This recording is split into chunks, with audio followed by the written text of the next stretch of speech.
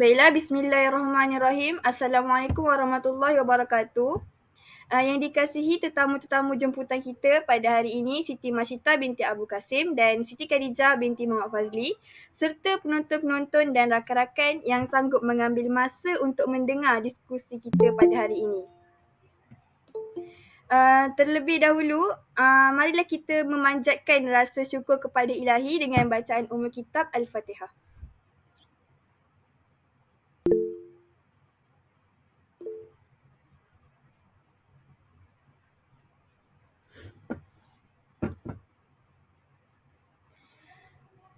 Baiklah, Assalamualaikum saudari Siti Masyita dan Siti Khadijah. Harap semuanya baik-baik sahaja. Untuk pengetahuan rakan-rakan dan penonton-penonton sekalian, webinar ini adalah bertujuan untuk memberi pendedahan kepada masyarakat kini tentang pengurusan emosi mengikut ajaran Rasulullah SAW dan cara untuk mencontohi akhlak mulia baginda dalam pengurusan kehidupan seharian bersesuaian dengan tema webinar kita pada hari ini, iaitu mencontohi akhlak dan pengurusan emosi Rasulullah SAW dalam menangani cabaran kehidupan seharian sebagai khalifah Allah di muka bumi ini.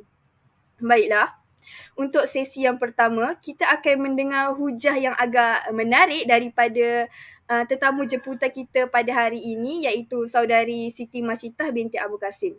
Oleh itu, dijemput saudari Siti Masyitah untuk berkongsi pengetahuan beliau berkaitan dengan cara untuk menguruskan emosi berpandukan cara Rasulullah SAW dalam kehidupan seharian. Dipersilakan. Baiklah, terima kasih saudari Nadia Umira merangkap moderator kita pada malam ini. Baiklah, bismillahirrahmanirrahim. Assalamualaikum warahmatullahi wabarakatuh. Saya Siti Masyita binti Abu Kasim ingin berkongsi ilmu dan pengetahuan kepada rakan-rakan yang hadir pada malam ini. Baiklah, pertama sekali, kesempurnaan emosi dan perasaan yang dicontohkan oleh baginda SAW inilah yang wajar menjadi pegangan dan ikutan kita semua. Sebenarnya inilah juga apa yang telah diajarkan oleh Rasulullah SAW kepada kita, apa itu pengurusan emosi dan tentang apakah emosi positif dan emosi negatif. Secara umumnya, emosi ini ialah satu reaksi dalaman yang mempunyai kualiti ekspresif dan mempengaruhi pemikiran, perasaan dan juga tingkah laku seseorang individu itu. Dan emosi ini dia boleh mempengaruhi tingkah laku seseorang individu dan individu terbabit juga mampu untuk mengawal reaksi emosinya. Namun, perkara ini amat menggelikan manusia lantaran ketidakfahaman terhadap fitrah kejadian manusia itu sendiri. Lalu, perkara ini mengakibatkan ramai individu yang tidak mampu untuk mengawal emosi mereka.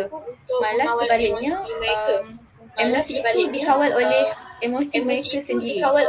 Okey, terdapat dua jenis emosi iaitu negatif dan positif yang tergolong ke dalam dua kategori, sama ada membina atau merosakkan.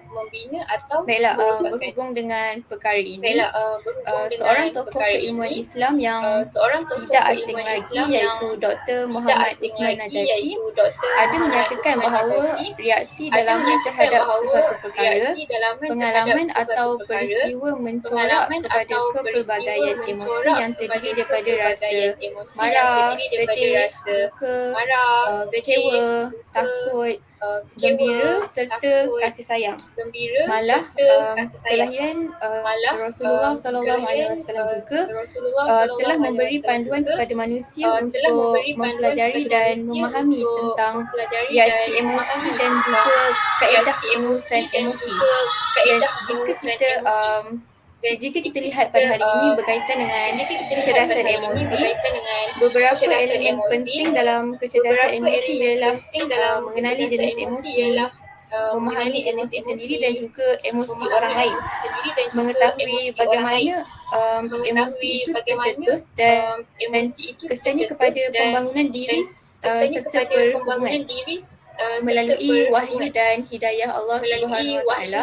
Baginda Rasulullah Sallallahu Alaihi Wasallam juga telah mengajar umatnya untuk mengenali apa itu emosi, dan pelbagai jenis reaksi emosi diterangkan oleh Baginda Sallallahu Alaihi Wasallam seperti perasaan marah, malu, takut, gemetar dan sebagainya.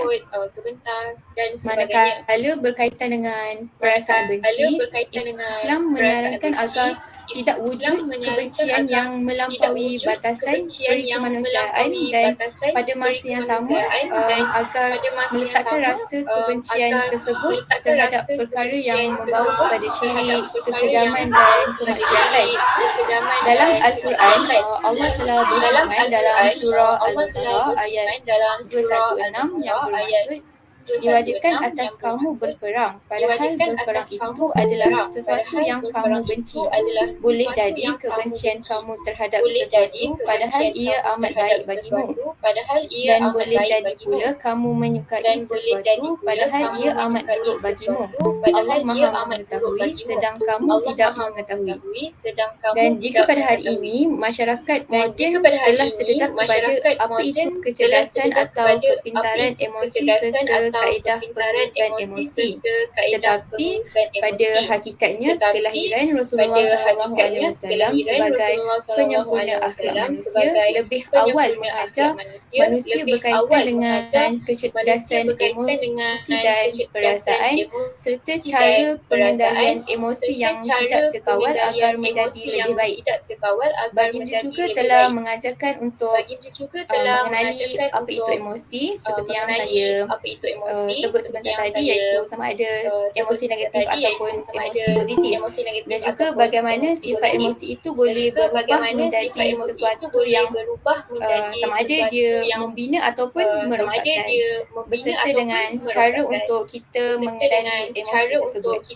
Dan inilah yang menjadi asas kepada akhlak dan tingkah laku manusia sebagaimana yang diajarkan oleh Nabi Muhammad SAW, yang terhasil daripada natijah keimanan sebagai pendorong tingkah laku yang sebenar. Baiklah, itu sahaja daripada saya. Saya serahkan kembali kepada moderator kita pada malam ini. Terima kasih. Baiklah, terima kasih kepada saudari Siti Masyita binti Abu Kasim di atas perkongsian yang agak bermanfaat untuk seluruh warga pada hari ini. Baiklah, kita bergerak kepada perbincangan yang seterusnya. Saya jemput tetamu jemputan yang seterusnya pada hari ini, iaitu saudari Siti Khadijah yang tampil cantik dengan gayanya untuk melanjutkan webinar kita pada hari ini berkaitan dengan cara untuk mencontohi akhlak Rasulullah dalam pengurusan cabaran kehidupan seharian sebagai seorang khalifah Allah di muka bumi ini. Baiklah, dipersilakan. Terima kasih kepada rakan baik saya merangkap moderator kita pada webinar kali ini. Bismillahirrahmanirrahim. Assalamualaikum warahmatullahi wabarakatuh. Assalamualaikum warahmatullahi wabarakatuh. Saya yang membesari dan ingin menambah ilmu dalam webinar kita pada hari ini. Saya mulakan perkongsian ilmu saya pada hari ini. Cara untuk mencontohi dalam pengurusan cabaran kehidupan khalifah Allah di muka bumi ini. Saya mulakan dulu dengan akhlak yang disebutkan oleh Imam Al-Ghazali. Tak dengar. Kata Imam Al-Ghazali radhiyallahu anhu, satu keadaan yang tertanam di dalam jiwa yang menampilkan perbuatan dengan senang tanpa memerlukan pemikiran.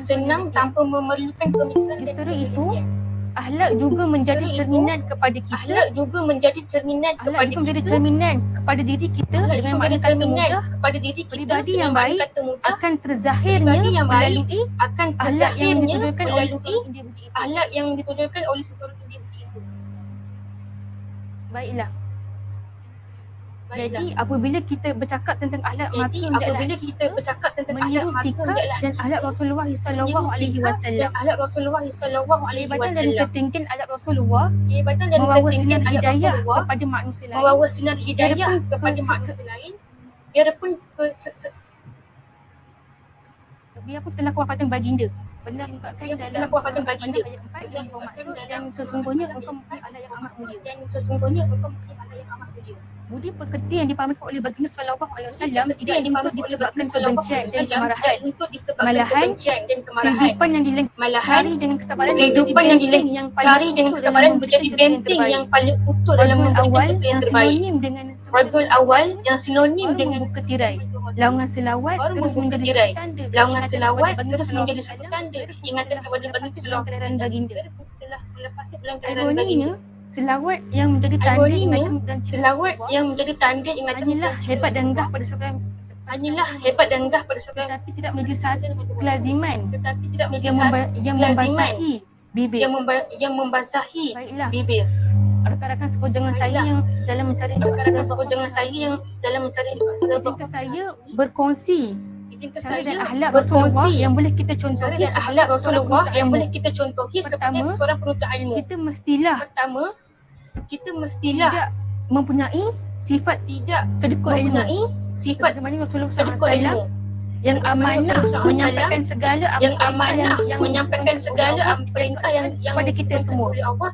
Kedua, sabar dalam menuntut ilmu. Kerana seseorang itu tidaklah mungkin memperoleh ilmu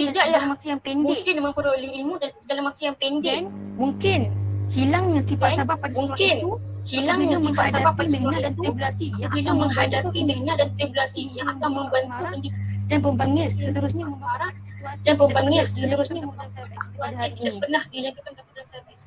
Tidak dinafikan juga ada beberapa sifat yang perlu kita jauhi seperti keji mengkeji, umpat mengumpat dan mengadu domba yang perlu kita hadkan dalam kehidupan seharian kita.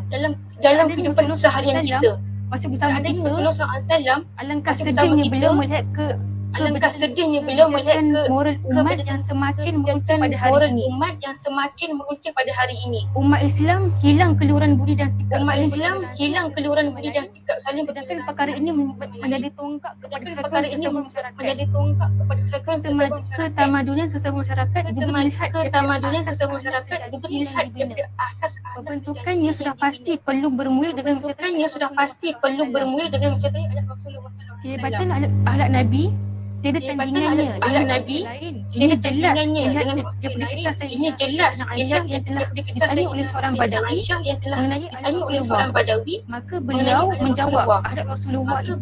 menjawab akhlak Rasulullah itu adalah kita sebagai Muslim hendaklah meletakkan alquran as-sunnah Nabi sebagai panduan hidup yang menjadi pedoman sebagai akhlak mahmudah bagi orang yang beriman dan bertakwa. Akhlak yang dimiliki oleh seluruh kehidupan yang dilalui oleh baginda, bertolak ansur, sabar, adil dan kasih sayang. Sudah pasti ini semua perlu menjadi pegangan yang menyeluruh bagi umat yang kehausan akhlak dan nilai Islam. Ingatan dan tanda Rasulullah SAW perlu terarah kepada mencontoh yang telah dipamerkan oleh Rasulullah. Respon seseorang terhadap sesuatu yang berlaku di sekeliling juga mesti bersesuaian yang berlaku di sekeliling juga yang telah dibentuk dari peribadi baginda walaupun pelbagai ujian telah didiri. Cukuplah itu kepada saya. Saya rasa daripada awal yang kurang itu daripada awal yang kurang itu datang daripada saya sendiri. Sekian, terima kasih. Okey, baiklah. Terima kasih di atas perkongsian ilmu yang cukup banyak untuk menambah pengetahuan yang sedia ada untuk digunakan dalam kehidupan seharian kita. Baiklah, berdasarkan perbincangan kita pada hari ini, perkara yang dapat saya simpulkan adalah yang pertama, Rasulullah mengajar kita untuk menguruskan emosi dengan perkara-perkara yang bermanfaat seperti berzikir atau melakukan amal ibadah. Maksudnya kalau kita macam tengah stres ataupun mengalami tekanan perasaan, kita boleh melakukan perkara-perkara yang mendatangkan manfaat. Kalau boleh elakkanlah perkara-perkara yang boleh memberi kesan yang buruk kepada kita seperti bunuh diri dan sebagainya. Baiklah, yang kedua, Islam tidak memupuk perasaan benci. Sebaik-baiknya kita cuba tangani perasaan ini dengan kembali mengingati Allah. Andai kata kalau kita ada berdendam dengan seseorang tu, kalau boleh kita berdoa kepada Allah supaya perasaan benci ni digantikan dengan perasaan memaafkan dan sebagainya. Baiklah, untuk yang ketiga, perkara yang dapat saya simpulkan pada hari ini, kita mestilah mencontohi akhlak Rasulullah di samping mencari rahmat Allah yang Maha Esa. Okey, dalam mencari pahala Allah, kita bolehlah mencontohi akhlak Rasulullah. Sebagai contoh, mengikut sunnah Nabi, pakai kasut mula tangan kanan, baca doa masuk tanda dan sebagainya. Baiklah, banyak pengajaran dan ilmu yang dapat saya dan anda semua perolehi daripada webinar kita pada hari ini. Justru itu saya ingin mengucapkan jutaan terima kasih kerana menyokong webinar saya pada hari ini kerana ia merupakan tugasan saya. Jutaan terima kasih diucapkan juga kepada kedua-dua tetamu jemputan kita yang sanggup berkongsi pandangan serta pengetahuan dan hujah yang menarik kepada kita semua pada hari ini. Tidak lupa juga rakan-rakan serta mereka yang menyertai webinar kita pada hari ini. Oleh itu, webinar kita telah sampai ke penghujungnya. Webinar yang sangat ringkas tetapi banyak ilmu yang dapat didedahkan. Terima kasih sekali lagi diucapkan kepada semua pihak yang terlibat. Baiklah, itu sahaja daripada saya. Wabillahi taufiq wal hidayah. Wassalamualaikum warahmatullahi wabarakatuh. Waalaikumsalam. Waalaikumsalam. Waalaikumsalam. Terima kasih beri perkongsian. Terima kasih beri perkongsian. Live lah doh. Live lah, macam mana nak dorang tak nak live. Terima kasih semua. Terima kasih semua. Terima kasih Kak Mas sudi menjadi Terima kasih Kak panel. Mas sudi menjadi panel. Okey, semua boleh bersurau. Terima kasih. Well, live lah doh. Sudah tak nak live doh.